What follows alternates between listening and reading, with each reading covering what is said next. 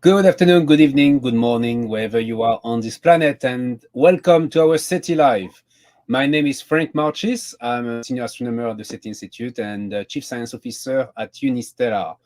Today, we have a special SETI Live to talk about Venus, our twin planet. It's not really a twin, but let's call it like that. And more specifically, we are going to talk about a recent discovery published in Nature Astronomy about volcanic activity on Venus. And for this, we invited Davide Sulcanese. Hi, Davide, how are you? Hi, Frank. Thanks for having me. Hi, everybody. So, Davide, where are you located right now? I'm in Pescara, in Italy. In Pescara. So, Davide is a senior scientist at D'Annunzio University in Pescara, Italy. And I looked this morning on the map where is Pescara. So, Pescara, if you look at Italy, the Rome, you go to the other side on the Adriatic Sea, and that's where Pescara is. And I just invited myself to go to visit Davide in the future because that's one of the places I'm Whenever you want. All right, good. So, Davide, you are interesting researcher. You've been working on the surface morphology of celestial bodies in the solar system. Mars, you study the polar deposit, Triton as well. And today we are going to talk about your work on geological exploration of Venus, specifically this recent discovery of volcanic activity on Venus. Okay, so people, you can tell us where you are watching us from. I know we have followers from everywhere in the world, but we want to hear about you as well. Okay, so Davide, frankly, when they told me about this discovery of volcanic activity on Venus, I said, "Wow, another paper about volcanic activity on Venus." This is like kind of the water on Mars that we had in the year 2000. We have now in 2020s every year a new paper on volcanic activity on Venus. So why this? Why suddenly this is such a big deal? Scientists still talk about right now water on Mars today is still a hot topic. It's like a timeless classic that never gets old. But I'm confident that from now on we'll be hearing more and more about lava flows on Venus, especially once the new mission get there. Yeah, we're gonna talk about those missions. Okay, so you did not use a new mission to make this discovery. You make this analysis using the Magellan mission. So tell us a bit about Magellan. What was this mission? The Magellan mission to Venus was one of the most successful planetary exploration mission ever conducted. This mission successfully mapped across the 98% of the surface of Venus with an outstanding resolution. Measured for the first time the topography globally and also provided for the first time the measure of the gravity field. So the mission produced an incredible amount of data, which scientists are still using now for analysis. Therefore, much of what we know about the surface geology and the internal processes of Venus is thanks to this mission. Yeah, so this is a mission launched in the 90s. I mean, it's incredible that we still have data analysis being done with that. Last year, there was already some announcement about volcanoes on Venus. Can you tell us about that? Yeah, maybe before explaining this, I may need to provide some background information because this will be also useful later Okay. for explaining what we did, since we use more or less the same technique as this paper of the 2023, Okay. although we use a different approach. So the Magellan spacecraft acquired the radar images of Venus' surface in 3 distinct observation cycles, which followed each other at intervals of 8 months, starting from mid-September 1990 up to mid-September 1992. The first and the last observation cycles were left-look, meaning that as the spacecraft orbited from north to south, the SAR pointed to east. In the case, instead of the second observation cycle, the SAR pointed to the west, making it right look. what Hensley and Eric and Hensley did in their paper was to select all the regions where geologically recent volcanic activity was inferred by previous studies, and investigated these regions with the Magellan data, especially where two or three observing cycle look at the same area. So in their analysis, they found a volcanic vent that changed shape and expanded over an 8-month period. This vent is located in the Atra region area, which is the home of to two of Venus' largest volcanoes, Ozza Mons and Mount Mons. So the authors interpret this change as potential evidence of ongoing volcanic activity. Okay. So your study was slightly different. So you used the same type of data, the SAR data, the radar data, right? Yeah. And can you show us what they look like? What exactly? Okay, what maybe kind of data you use? this is the proper time to show the slides. While you're doing this, I'm going to say hi to people joining us from Cyprus, Kosovo, La Jolla, California, Portugal, Baltis Vallis. I don't know what is Baltis Vallis.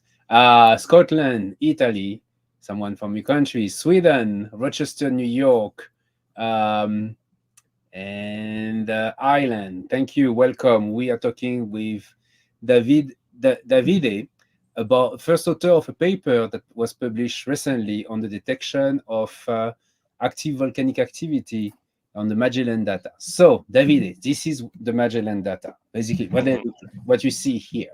Go ahead. So we found more evidence of ongoing volcanic activity in two different regions of Venus. Like the work of Eric and Hensley of the last year, we used the data acquired, as you said before, by the Magellan spacecraft. And we also made a change detection analysis by comparing images of the same area acquired at different times. However, we restricted our analysis only in the region investigated, at least by both the left cycle. So, as I said before, the cycle 1 and the cycle 3. This is because to avoid possible distortion due to different look angles that could affect the analysis. And this constraint, unfortunately, reduced the possibility of include our analysis to just the 16% of the Venus surface. So, in order to properly process the images, we divided this 16% of the surface of Venus in 22 tiles. And in each tile, we applied a speckle filter to remove, the speckle noise. And then we co-registered the images. Co-registered means that we overlaid as best as possible the images of the same area acquired at different times, so that we could properly observe the difference between the two images. And finally, we performed our change detection analysis. So what you can see here is the first area in which we observed such changes. This is the western flank of Sif Mons, which is one of the greatest volcanoes on Venus, with 300 kilometer diameter. So the first image on top left is the cycle 1 acquired in the 1990. The B panel is the cycle 3. And then the panel C is the difference between the cycle 1 and the cycle 3. So the yellowish part is the area in which we observe these changes, and is in correspondence of lava flow. So what we infer is that these are actually new lava flows. Yeah. So the difference is difference in height, or difference in roughness, and difference in what? Okay, this is a good question. The radar backscatter, which is the strength of the return of the radar, depends on several factors. As you said, the roughness is one of these factors, but also the electric properties of the material, and also the small-scale topography. But as we know, the roughness is most important in this kind of analysis. So this is probably a change in the roughness, but it means that something new flowed over something older. All right. So, do you have an image where we can see the volcano and the lava on the same, or how do you? Right now, we're seeing a top view, but Yeah. I've seen modeling, so the Magellan data where we can see the volcanoes. Okay, in this slide, I just reported the images of the areas in which we observe this new flow. Okay. If you want to see the 3D render, just look at the paper. Sorry, Yeah. I didn't put it on this presentation. So this is the second region. This is the second region in the western part of Niobe Planitia. Niobe Planitia is a volcanic plain full of small shield volcanoes with a few kilometer diameter. So here, differently from SIF months, we have all the three observing cycles. So we have the cycle 1, cycle 2, and cycle 3. And only in cycle 3 we observe these bright features stretching to northeast that we do not observe neither in cycle 1 and cycle 2. So that's interesting. So you truly captured an active volcano. Because you don't see it between cycle 1 and cycle 2, we can say that maybe there was no activity in this area, no lava flow, young lava flow. And cycle 3, you see it. Can you remind us the difference of time between each cycles? Is 18 months or 8 months? 8 months. 8 months. Yeah. The total acquisition of the Magellan radar is 2 years, from 1990 up to 1992. Good. So that's a kind of analysis you do. And so you have been exploring, you say, 16% of the surface of Venus, and you have seen that on 2 areas specifically? Yeah. Mm-hmm. The 16% because we use just the area in which cycle 1 and cycle 3 overlapped. Yeah. Unfortunately, the more the mission went further, the more the radar was damaged. So we have, starting from cycle 1, the cycle 2 acquired much less images, and cycle 3 much less than cycle 2. Right. So we have just the 16% of overlapping between cycle 1 and cycle 3. Good. Do you have another slide to show us, so we can stop sharing? Yeah, just one, the last slide. We made the same analysis on a terrestrial volcano, just to see if we can see the same thing also here. And we made this analysis on the Pacaya volcano in Guatemala. In this case, we already know that there was a lava flow in 2010. And so we compared 2 different radar images, one before the volcanic event and one after the volcanic event. And as you can see, in the panel B, some bright flow appears. Yeah. And we made the same change detection analysis, and the result is very, very similar to what we saw on SIF months, especially on SIF months on Venus. So that's kind of a ground truth, basically. You basically compare this with a terrestrial volcano for which you knew that there was an eruption. What instruments took this kind of observation on Earth? This is I don't remember the name. It's a satellite observation. It's the Japan satellite. I don't remember the name, but it has the same polarization of the Magellan. So HH polarization. All right, so it's kind of a very good way to validate your analysis and your conclusion. Great, thank you. We can stop sharing then. We may go back to that if there is any questions specifically on this topic. Yeah, we're gonna take questions. If you have some, don't hesitate to start writing them in the chat, and we will take as many as we can, considering the amount of time we have. Okay, so Venus, twin sister in size of Earth, very different atmosphere, very dense, high temperature on the surface, 300, 400 Kelvin, something like that. 460 Celsius, Yeah. degrees Celsius.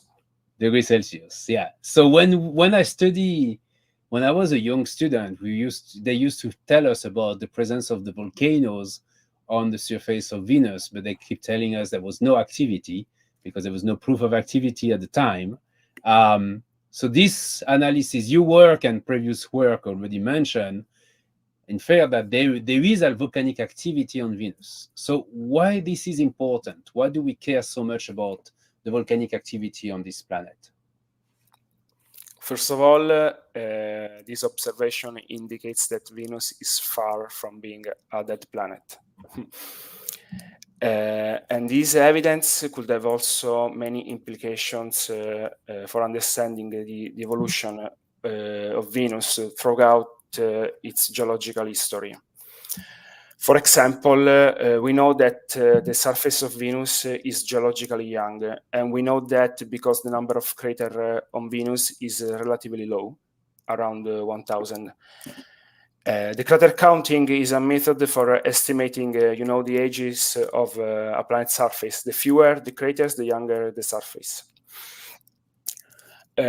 One theory that aims to explain such surface rejuvenation of Venus is the so-called catastrophic resurfacing model, in which a global abrupt resurfacing event took place hundreds of millions of years ago, followed by a dramatic reduction of volcanism on the planet. However, our estimate of the flow rate challenges this theory of a cooling planet, as hypothesized by this catastrophic resurfacing model. And our estimates of this activity are more in line with the theory called the equilibrium resurfacing model, which hypothesized a constant rejuvenation rate by geological activity. And besides this theoretical implication, there is also a practical one. These regions, Sif Mons and Niobe Planitia, but also the one observed by Eric Densley, will be target of interest for the future missions like VERITAS and Envision. Yeah. So that's a very good a good way to go to my other question. So you mentioned those two missions. So VERITAS and Envision will be launched in 2030, something like that, if I remember. Early 30s. Yeah. Those missions will have the same capability or better capability than Magellan. What do you expect to see in terms of volcanic activity with those missions? This mission will have a much higher spatial resolution than Magellan, and they were also capable to do interferometry. So we will see also the surface deformation. Okay. So we will have a much higher spatial resolution, but also we will have a much higher temporal resolution, because we will be also able to compare the VERITAS and the Envision images with the Magellan one.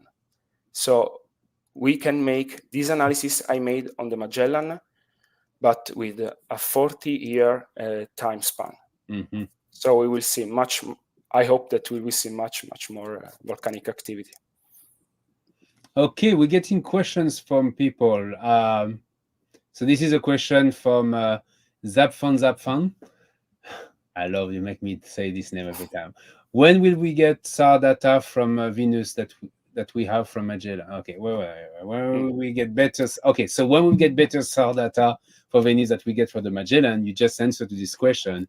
In Early 2030. End of 2030, if everything goes right with Envision and before I forget, I just remember the name of the satellite, the terrestrial satellite. Alos Pulsar is the name of the for who is interested. Envision and VERITAS is the name of the two mission toward Venus. Okay, we have another question here from Tao Aho. Is there volcanoes on Venus? If there is volcanoes on Venus, then what could be its energy source? You mentioned that, but what is the energy source of this volcanic activity, basically? the energy source of this volcanic activity will be probably the mantle. So we will have this. We still try to understand what's the interaction between the mantle and the cross of Venus.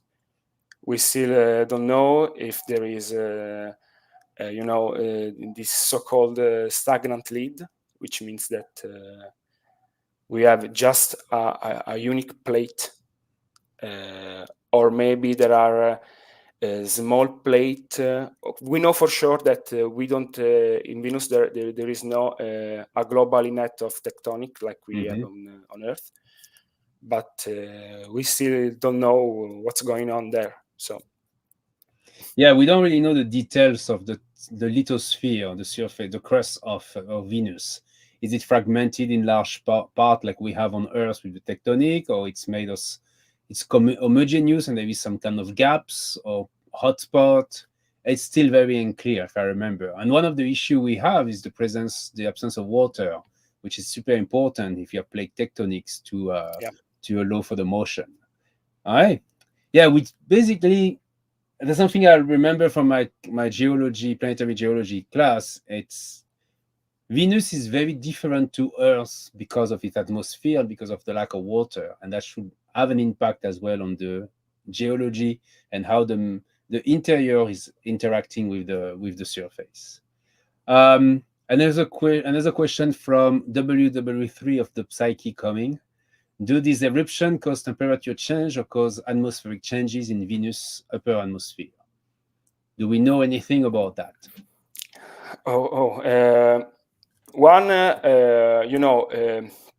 When I started my work in November 2022, we still didn't have certain proof of ongoing volcanic activities, and we have just indirect evidence of ongoing volcanic activity. And one of these indirect evidence is the change in the atmosphere composition, especially in the level of SO2 and in the phosphine. So yeah, this eruption can cause changes in the atmosphere. Okay. So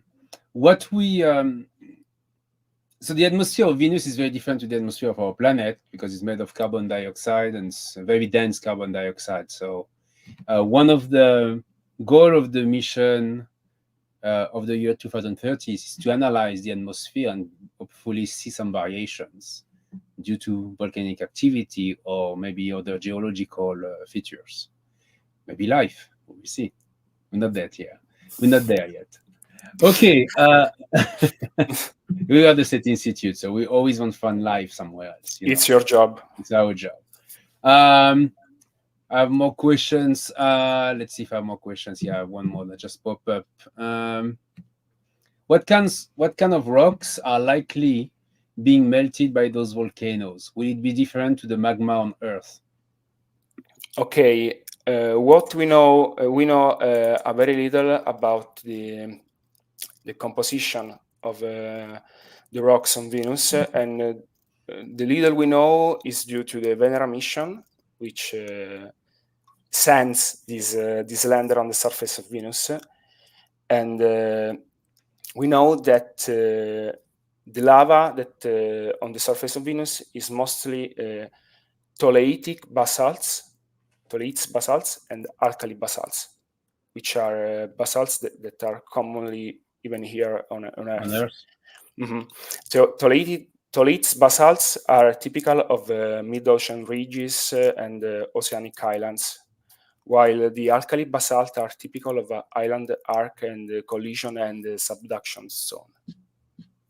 Okay, so not something super exotic. It's something that we can see on Earth. It's kind of interesting. Even if we don't know the mineral composition of this lava. Yeah. So Pak Talk has a question. You can answer easily to this one. How many moons Venus has? 0. Yes. That was not a 6 or 9 inverted. That's 0. 0 moon. So that's easy. That's one of the reasons we believe that Venus is so different too. Yeah. The lack of it can be one of the reasons. Yeah. Okay.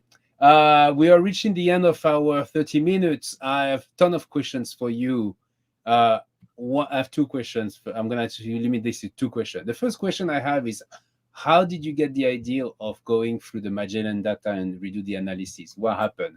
You wake up in the morning and say, hey, there is some data that nobody have investigated. I'm going to do it myself. What happened? Well, my PhD project is funded by the Italian Space Agency with the aim of supporting the upcoming VERITAS mission. So I have to figure out something with my advisor, Professor Giuseppe Mitri, to study, the surface of Venus. I am a geologist, so I have to study the surface geology and the surface morphology of Venus. Mm-hmm. And the highest resolution data we had are the data from the Magellan mission. So at the time, as I said before, there was no direct evidence of ongoing volcanic activity on Venus. When I started my PhD, the paper of Eric and Ansley was not published yet. So I just thought, okay, we have these different observations, different cycles, and in some areas, these cycles overlaps. So let's take a look and let's see if something changes. Okay. So what was the moment when you realized there was some changes? What did you think? How did you react? What did you think?